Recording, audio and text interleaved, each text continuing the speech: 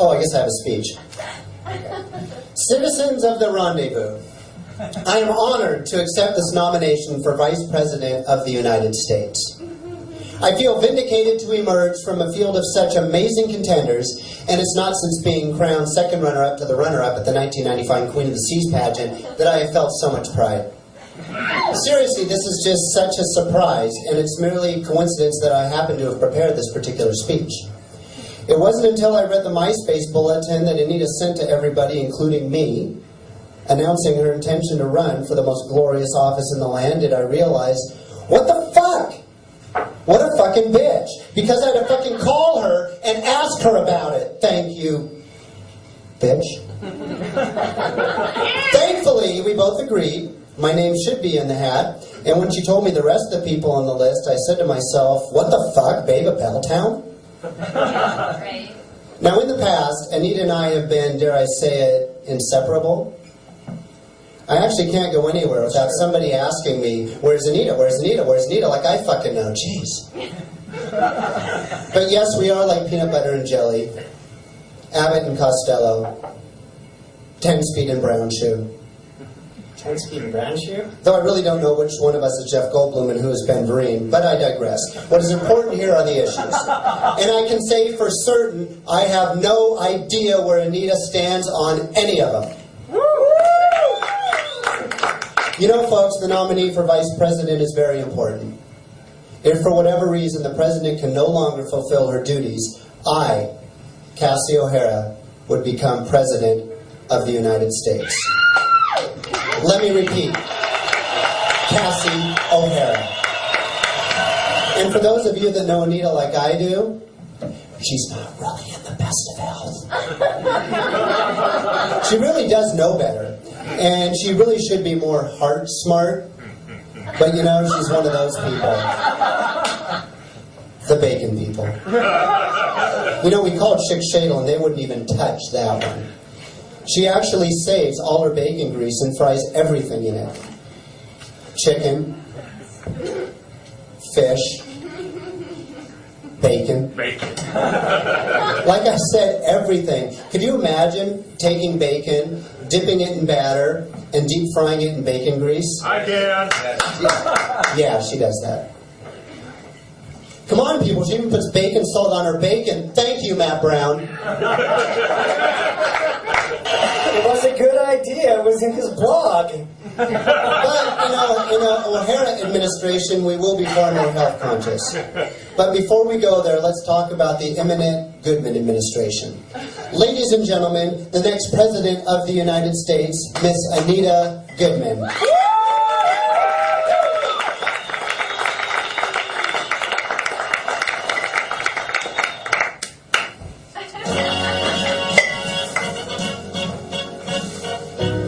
Not yet.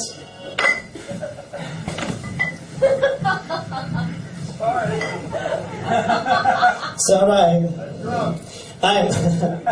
Believe me, no worries.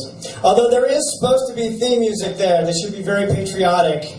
Mystery DJ Assman. I'm trying to capture the moment. Not that song.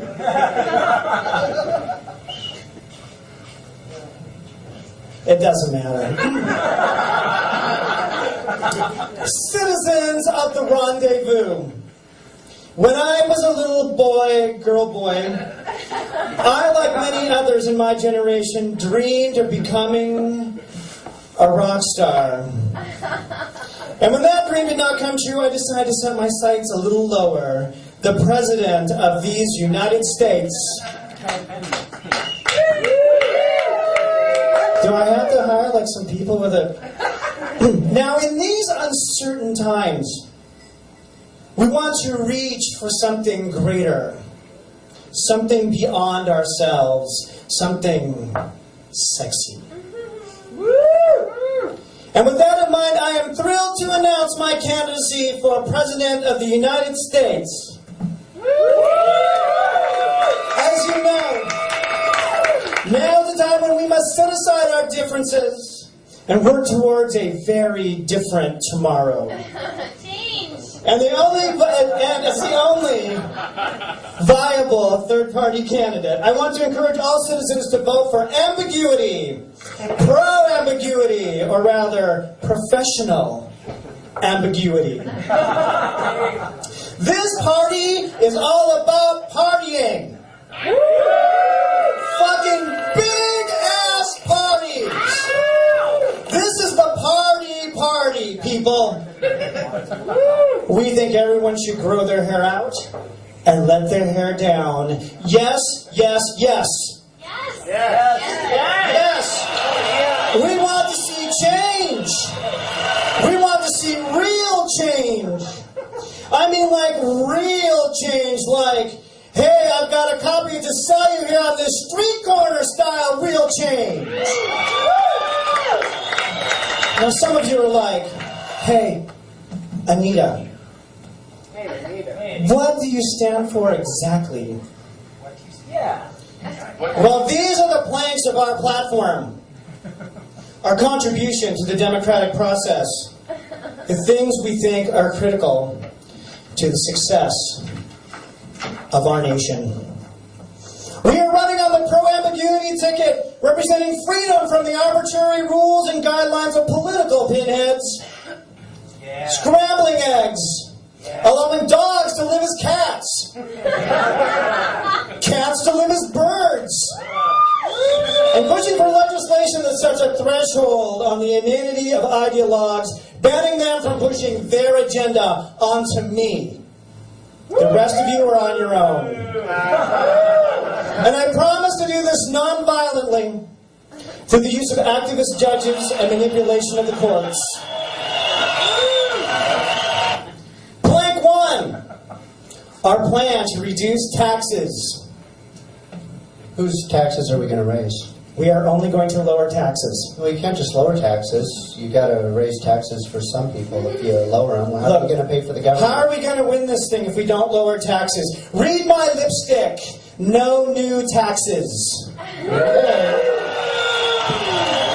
Plan 2. A new federal social program. This program is called Hugs for Thugs.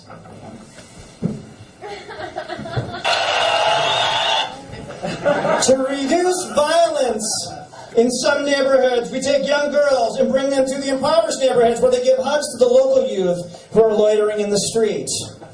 So how's that working? Is there any problems with violence? Statistically, no. There's only a 12.78% incident rate. That's... So you're saying, I mean, how many hugs are being given out on a given day? Well, I don't really have the report in front of me, but... And I'm sure that someone has the answer. I don't know. Let's just round it out and make it simple for the people. Let's just say it's 100. So what you're saying is that out of 100 hugs, a little less than 13 result in violence? Well, the difficulty with statistics is they can be really misleading. Some of you have read Freakonomics, right? We just know that statistics can lie. And you know, in many neighborhoods, there's almost a 0 incident of violence, and across the board, really only a 76.5% incident of violence. Like Laurelhurst, for example, has nearly 0. Oh, okay. But what I'd really like to speak to is tort reform, because no one knows what the fuck it is. And now, plank 4. I just torted. You just torted? Security. I was consulting my psychic, Gazelle Treeflower Smith, and she had a vision that we could all just, you know, leave Iraq. We can't just leave. Don't we have to, like, kind of get it stabilized and kind of move out slowly so it doesn't... You mean like a bailout, which is plank number 5, the federal bailout. Our fix for the economy, more sales at Macy's. But there's already a bunch of sales at Macy's. More sales. I think that's economic stimulus, don't you? I find it stimulating. But I don't like Macy's. Oh, Cassie doesn't like... What do you like, Cassie? I like Forever 21. I got this at Forever 21. You know what? America, love it or leave it. Why does it always have to be about loving America? Look, do you want to win this election? Are we going to have more sales at Forever 21? Oh, let me write that down. That's such a good idea. Cassie O'Hara, the new vice president. I don't even have a damn pen. Okay, well, remember this. Cassie O'Hara, the new vice presidential nominee, would like to see more sales at Forever 21. Let's hear it for Forever 21. Have you guys been to the new one in Northgate? Is that like the most incredible store you've ever been in? I came a little bit. Wait,